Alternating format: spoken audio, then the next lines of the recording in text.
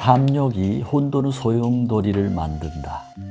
우리는 살면서 더 많은 것을 원하고 더 많은 것을 얻기 위해 끊임없이 노력합니다. 하지만 그 마음이 과도해지면 탐욕으로 변질되고 탐욕은 종종 우리를 혼란과 불안의 소용돌이로 밀어넣습니다.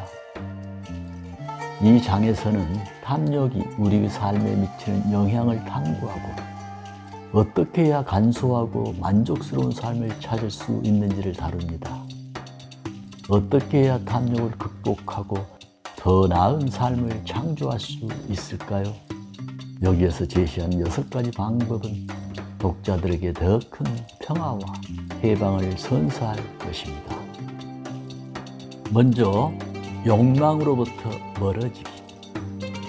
때로는 욕망이 끊임없이 더 나아지고자 노력하고 향상을 추구하게 만드는 원동력일 수 있습니다. 물은 낮은 곳으로 흐르고 사람은 더 높은 곳으로 가려 한다라는 말도 그런 의미죠. 황제가 되면 불멸자가 되고 싶다라는 말도 있습니다. 사람의 욕심은 끝이 없다는 의미가 되겠습니다. 결국 자신 안의 욕망을 긍정적인 힘으로 쓸 것인가 부정적인 힘으로 쓸 것인가는 전적으로 자신에게 달렸습니다. 안타깝게도 사람은 욕망에 참으로 나약한 존재인 탓에 후자의 경우가 더 많습니다. 그렇다면 현대 사회를 살아가는 우리 욕망을 어떻게 대하고 다루어야 할까요? 고대 중국에서는 과욕을 경계하기 위해 계영배라는 술잔을 만들었습니다. 이름에서 경계할 계와 가득 찰 영을 쓰는 이 술잔은 가득 참을 경계하는 잔입니다. 계영배는 밑바닥에 분명히 구멍 뚫려 있는데도 술을 부으면 전혀 새지 않다가 7알 이상 채우게 되면 술이 구멍으로 빠져나갑니다. 술을 7알이 되기 전까지만 따라야 온전히 마실 수가 있습니다. 계영배는 원래 하늘에 제사 드릴 때 사용한 의기인데 인간의 끝없는 욕심을 경계해야 한다는 의미가 있습니다. 제나라 황공과 공자가 항상 곁에 두고 자신을 돌아보며 과욕을 비롯한 모든 지나침을 경계한 것으로 유명합니다.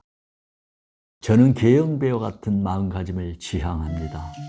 현대 사회에서 가정을 이루고 경제활동을 하며 사는 보통의 사람으로서 절대 어떤 것을 향한 욕망을 품지 않겠다고 단언하기는 어렵습니다. 그런 태도는 아무도 의욕적으로 하지 않을 핑계, 섣부른 허무주의나 냉소주의일 뿐이니 오히려 경계해야 합니다. 다만 계영배처럼 어느 정도 채웠다면 과도한 욕망에 휩싸이지 않습니다.